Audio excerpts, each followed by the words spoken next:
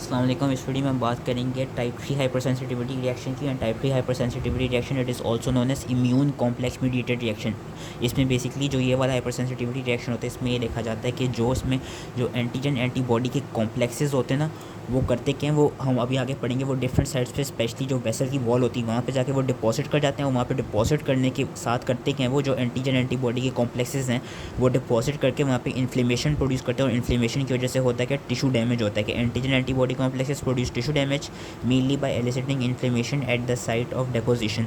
अब होता क्या है कि जो इम्यून कॉम्प्लेक्सेस होते हैं, इसकी मैंने कहा कि जो मेन साइट होती है जिनकी डिपोजिशन की, जो कि हम अभी आगे फिगर से भी पढ़ेंगे, यूजली जो वेसल्स की वॉल होती हैं उनमें ये डिपॉजिट होते हैं, ये जो इम्यून कॉम्प्लेक्सेस होते हैं। और इसमें अगेन जो इम्यून कॉम्प्लेक्स होगा एंटीजन एंटीबॉडी का, the antigen it could either be exogenous. Exogenous में हमारे पास फॉरेन पार्टिकल्स आ जाएंगे, फॉरेन प्रोटीन्स आ जाएंगी ऑफ इन्फेक्शियस माइक्रोब्स। और एंडोजीनस, एंडोजीनस में हमारे पास सेल्फ एंटीजन्स आ जाएंगे, जिसमें हमारे ऑटो इम्यूनिटी, फिर इसमें हमारे ऑटो इम्यूनिटी की कंडीशंस आ जाती हैं। इसमें हम अभी आगे पढ़ेंगे। इसमें ना ये टेबल में से सिर्फ ये डिजीज़ याद रखने कि जब भी SLE इज़ वेरी इंपॉर्टेंट, जब भी सिस्टेमिक लूपस एरिथ्रोमेटोसिस SLE का जब भी केस आए तो उससे समझ जाना है कि ये इसको टाइप 3 हाइपर सेंसिटिविटी रिएक्शन है, क्योंकि SLE इज़ वेरी इंपॉर्टेंट। और उसके अलावा भी जो आर्थराइटिस है और पोस्ट स्ट्रेप्टोकोकल ग्लोमेरुलर नेफ्राइटिस है, दीज आर ऑल्सो इंपॉर्टेंट। लेकिन SLE is important and serum sickness is important. Serum sickness is इसलिए इंपॉर्टेंट क्योंकि अब हम पढ़ने लगे हैं सिस्टेमिक इम्यून कॉम्प्लेक्स डिजीज़। जो सिस्टेमिक इम्यून कॉम्प्लेक्स है उसमें जो सीरम सिकनेस है, it is a prototype of systemic immune complex disease. देखा गया था कि पुराने ज़माने में जब हम लोगों को डिफ्रिया की प्रोटेक्शन के लिए सीरम फ्रॉम इम्यूनाइज्ड हॉर्सेस देते थे, तो उनमें यूजली इस तरह के हमको कंडीशंस मिलती थी।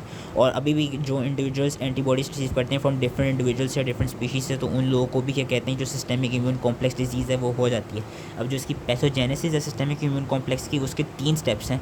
3 में से जो पहला स्टेप है वो तो बहुत आसान है, जो कि उन्होंने यहाँ फिगर से भी दिखाया हुआ है कि जो सबसे पहला स्टेप होता है, जो पहला फेज़ होता है, वो होता है फॉर्मेशन ऑफ इम्यून कॉम्प्लेक्सेस, जो कि उन्होंने यहाँ पे दिखाया हुआ है कि जो इम्यून कॉम्प्लेक्सेस है उनकी फॉर्मेशन हो रही है। It is very easy to understand. इसमें होता है क्या कि जैसे ही जो एंटीजन है वो जैसे ही आपकी बॉडी में एंटर हुआ, आपके वो जब आपके क्या कहते हैं जहाँ से भी एंटर हुआ तो उसने इम्यून रिस्पॉन्स ट्रिगर किया। इम्यून रिस्पॉन्स ट्रिगर होने से हुआ क्या कि विद इन अ वीक हमारी एंटीबॉडीज़ प्रोड्यूस हुई। जब वो एंटीबॉडीज़ प्रोड्यूस हो गई तो एंटीबॉडीज़ हमारी ब्लड में सर्कुलेट हो गई, और ब्लड में जाके वो करेंगी क्या, जब ब्लड में वो जब एंटीजन के साथ एंटीजन को जब वो देखेंगी, एंटीजन को जब कांटेक्ट में आएंगी तो वो एंटीजन के साथ एंटीजन एंटीबॉडी कॉम्प्लेक्सेस करा लेंगी। This is your first phase या first step, formation of immune complexes. अब मैं टेक्स्ट के थ्रू पढ़ लेता हूँ कि introduction of a protein antigen, it triggers an immune response which results in formation of antibodies, and typically about 1 week after the injection of protein these antibodies are secreted into the blood where they react with antigen still present in the circulation and form antigen antibody complexes।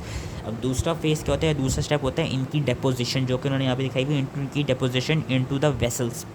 मैंने अभी क्या कहा, जो circulating antigen antibody complexes होते हैं वो most commonly कहाँ deposit होते हैं, वेसल्स में डिपॉजिट होते हैं। अब जो इनकी डिपोजिशन होती है वो किन फैक्टर्स पे वो होती है, किन फैक्टर से इन्फ्लुएंस होती है। एक तो ये कि जो ये वेसल वॉल है इसकी कोई ऑल्ट्रेशन ना हो, इसका साइज़ मतलब ठीक हो, और एक तो जो इम्यून कॉम्प्लेक्स है उसके कैरेक्टरिस्टिक कैसे हैं, कि characteristics of the complexes and the local vascular alterations they basically determine या they basically influence the deposition of immune complexes. ये देखा गया कि वो इम्यून कॉम्प्लेक्सेस या वो एंटीजन एंटीबॉडी कॉम्प्लेक्सेस जो कि मीडियम साइज़ के होते हैं and which are formed under the conditions of slight antigen excess, these immune complexes are said to be most pathogenic.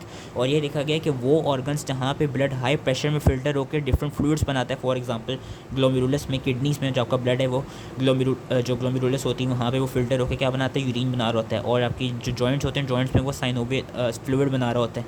तो ये जो जगहें आ जाती हैं, यहाँ पे देखा गया कि इन एरियाज़ में जो आपकी इम्यून कॉम्प्लेक्सेस होते हैं, एंटीजन एंटीबॉडी कॉम्प्लेक्सेस होते हैं, सबसे ज़्यादा जो इनकी कॉन्सेंट्रेशन जो सबसे ज़्यादा डिपोजिशन होती है वो इन्हीं एरियाज़ में होती है। कि organs where blood is filtered at high pressure to form other fluids like urine and synovial fluid, these are the sites where immune complexes become concentrated and tend to deposit. Hence immune complex disease are often affect glomeruli and your joints। and फिर जो last step आ जाता है which is your inflammation and tissue injury, जो कि इन्होंने यहाँ पे दिखाया हुआ है। लास्ट स्टेप में क्या होता है कि जब वो डिपॉजिट हो गया, जब ये वाला डिपॉजिट कर गया तो ये क्या कराएगा, एक्यूट इन्फ्लेमेशन को एलिसिट करा देगा। एक्यूट इन्फ्लेमेशन जैसी ही एलिसिट होगी। उन्होंने आपको दिखाया कि once immune complexes are deposited in tissues they initiate acute inflammatory reaction, और इस फेज में हमें क्लिनिकल फीचर्स मिलेंगे एक्यूट इन्फ्लेमेशन के, लाइक फीवर, अर्टिकारिया। जॉइंट्स में होगी तो जॉइंट में लिम्फ नोड इन्लार्जमेंट, और अगर ग्लोमेरुलस के लेवल पे होगी तो प्रोटीनूरिया भी हो रहा होगा। और ये भी देखा गया है कि वहाँ पे हमें कुछ कॉम्प्लीमेंट प्रोटीन्स भी मिलेंगी जो कि हमें साइट ऑफ इंजरी में डिटेक्ट कर सकते हैं। अब जो इसकी मॉर्फोलॉजी है, इसकी मॉर्फोलॉजी थोड़ी सी इंपॉर्टेंट ये है कि हमें याद रखना है कि जो मॉर्फोलॉजिक मैनिफेस्टेशंस हैं इम्यून कॉम्प्लेक्स इंजरी की, वो ये देखा गया है कि यहाँ पे एक्यूट वेस्कुलाइटिस होते हैं क्योंकि वेसल वॉल में डिपॉजिट कर रही होती है, which is associated with necrosis of vessel wall and intense neutrophilic infiltration, जो कि उन्होंने यहाँ पे दिखाया हुआ भी है कि जो ये वेस्कुलाइटिस है, अब यहाँ पे जो न्यूट्रोफिल्स हैं उनका काफ़ी सारा इन्फिल्ट्रेशन हो रहा है, और साथ में ही जो वेसल वो वॉल है उसका नेक्रोसिस हो रहा है। इसमें याद रखनी कि ये जो नेक्रोटिक टिश्यू जो होता है और जो डिपॉजिट्स होते हैं whether of immune complexes, complements and plasma protein के, इनकी जो अपीयरेंस होती है, इस अपीयरेंस को हम नाम देते हैं फिब्रिनॉइड नेक्रोसिस के। This appear as a smudgy eosinophilic area of tissue destruction which is also termed as fibrinoid necrosis. अब जो एक्यूट सीरम सिकनेस है, जो अभी हम सिस्टेमिक डिजीज़ पढ़े थे, एक्यूट सीरम सिकनेस बेसिकली वो होती है कि जब सिर्फ एक दफ़ा ही आपका एक्सपोजर हो to large amount of antigens, और उसमें वो जो लीजन्स बनते हैं they usually resolve as a result of catabolism of immune complexes. Whereas जो क्रॉनिक सीरम सिकनेस होती है, जिसमें हमारे पास एग्जांपल आ जाती है SLE के, विच इज़ वेरी इंपॉर्टेंट। इसमें क्या होता है, इसमें हमें रिपीटेड या प्रोलॉन्ग्ड एक्सपोजर होता है एंटीजन के खिलाफ, जिसकी वजह से हमारे ज़्यादा एंटीजन एंटीबॉडी इम्यून कॉम्प्लेक्सेस बनते रहते हैं। और ये देखा गया कि SLE में क्या होता है, SLE is associated with persistent antibody responses to auto antigen, self antigen के खिलाफ हमारी एंटीबॉडीज़ कॉम्प्लेक्सेस बना देती हैं।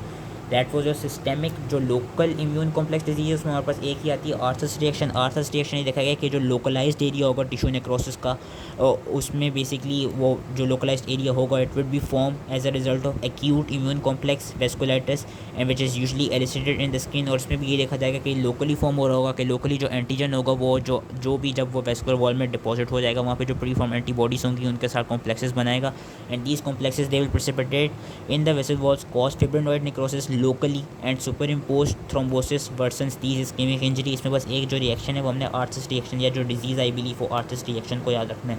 सो that was all related to type 3 hyper sensitivity reaction. I hope easily समझ में आ गया हो, एंड थैंक यू।